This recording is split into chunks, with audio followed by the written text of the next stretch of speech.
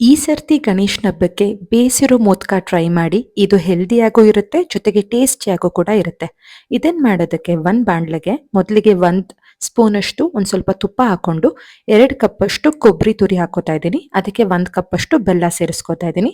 So 2 cup ಕೊಬ್ಬರಿ ತುರಿಗೆ 1 ಕಪ್ಪಷ್ಟು ಬೆಲ್ಲ ಹಾಕೊಂಡು ಒಂದು 10 ನಿಮಿಷ ನೀವು ನೀಟಾಗಿ ಬೇಯಿಸ್ಕೊಂಡ್ರೆ ಅದರಲ್ಲಿರೋ ನೀರಿನಂಶ ಎಲ್ಲ ಹೋಗಿ ಈ ರೀತಿ ಗಟ್ಟಿ ಆಗತ್ತೆ ಸ್ವಲ್ಪ. ಕೊನೆಗೆ ನಾನಿಲ್ಲಿ ಸ್ವಲ್ಪ ಏಲಕ್ಕಿ ಪುಡಿ ಹಾಕೊಂಡ್ಬಿಟ್ಟು ಸ್ಟವ್ನ ಆಫ್ ಮಾಡ್ಕೋತಾ ಇದ್ದೀನಿ. ಇವಾಗ ನಮ್ಮ ಸ್ಟಫಿಂಗ್ ರೆಡಿ ಆಗಿದೆ. ಸೊ ಇದಕ್ಕೆ ನಾನು ಇಲ್ಲಿ ಮೇಲ್ಗಡೆ ಕೋಟಿಂಗಿಗೆ ಅಂತ ಒಂದು 3 ಕಪ್ ನೀರಿಗೆ ಒಂದು 2 ಟೇಬಲ್ ಸ್ಪೂನ್ ಅಷ್ಟು ತುಪ್ಪ ಹಾಕೊಂಡು ಒಂದು 2 ಕಪ್ ಅಷ್ಟು ಅಕ್ಕಿ ಹಿಟ್ಟು ಹಾಕೋತಾ ಇದ್ದೀನಿ. ಸೊ ಯಾವಾಗಲೂ ಅಷ್ಟೇ 1 ಕಪ್ ಅಕ್ಕಿ ಹಿಟ್ಟಿಗೆ 1.5 ಕಪ್ ಅಷ್ಟು ನೀರು ಬೇಕು. ಸೊ ಇದನ್ನ ನೀವು ಒಂದು 5 ನಿಮಿಷ ಬೇಯಿಸ್ಕೊಂಡ್ಬಿಟ್ರೆ ಬೇಗ ಬೆಂದ್ ಬಿಡುತ್ತೆ. ಇದು ಬೆಂದಾದ್ಮೇಲೆ ನೀವು ಇದನ್ನ ನೀಟಾಗಿ ನಾದ್ಕೋಬೇಕು. ಇದೇ ಇಂಪಾರ್ಟೆಂಟ್ ಸ್ಟೆಪ್. ನೀಟಾಗಿ ನಾದ್ಕೊಂಡಷ್ಟು ನಿಮಗೆ ಮೋದಕ ತುಂಬಾ ಚೆನ್ನಾಗಿ ಬರುತ್ತೆ. ಇಷ್ಟೇ ರೀ. ಇದಾದ್ಮೇಲೆ ನೀವು ಈ ರೀತಿಯಾಗಿ ಉಂಡೆಗಳನ್ನು ಮಾಡಿಕೊಂಡು ಮೋದಕನ ಟ್ರೈ ಮಾಡಿ.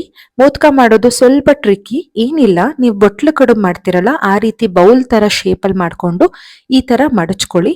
ಈ ತರ ಮಡಚ್ಕೊಂಡು ನಾವೇನು ಸ್ಟಫಿಂಗ್ ರೆಡಿ ಮಾಡ್ಕೊಂಡಿದ್ವಲ್ಲ ಅದನ್ನ ಹಾಕ್ಬಿಟ್ಟು ನೀಟಾಗಿ ನೀವು ಮೇಲ್ಗಡೆಯಿಂದ ನೀಟಾಗಿ ಪ್ರೆಸ್ ಮಾಡ್ತಾ ಹೋಗ್ಬಿಟ್ರೆ ನಿಮ್ಗೆ ಮೋದಕ ರೆಡಿ ಆಗತ್ತೆ. ಸೊ ವಿತಿನ್ ನೋ ಟೈಮ್ ಇದು ರೆಡಿ ಆಗತ್ತೆ. ಈ ತರ ಟ್ರೈ ಮಾಡಿ ನೋಡಿ. ಯಾವಾಗ್ಲೂ ನಾವು ಸ್ವಲ್ಪ ಕರ್ನಾಟಕದ ಕಡೆ ಕರ್ದಿರೋ ಮೋದಕ ಮಾಡೋದು ಜಾಸ್ತಿ. ಸೊ ಈ ರೀತಿಯಾಗಿ ಹೆಲ್ದಿ ಮೋದಕ ಟ್ರೈ ಮಾಡಿ ನೋಡಿ. ಇಷ್ಟೇ. ಇದನ್ನ ಒಂದು 5ರಿಂದ 8 ನಿಮಿಷ ಸ್ಟೀಮ್ ಮಾಡ್ಕೊಂಡ್ಬಿಟ್ರೆ ನಿಮಗೆ ಸೂಪರ್ ಆಗಿ ಈ ಹೆಲ್ದಿ ಮೋದಕ ರೆಡಿ ಆಗತ್ತೆ. ಟ್ರೈ ಮಾಡಿ ನೋಡಿ ಹೇಗ್ ಬಂತು ಅಂತ ಕಮೆಂಟ್ ಮಾಡಿ. ಅದೇ ರೀತಿ ನನ್ನ ಚಾನಲ್ನ ಇನ್ನ ಸಬ್ಸ್ಕ್ರೈಬ್ ಮಾಡಿಲ್ಲ ಅಂತಂದ್ರೆ ಸಬ್ಸ್ಕ್ರೈಬ್ ಮಾಡೋದು ಕೂಡ ಮರಿಬೇಡಿ. Thank you for watching.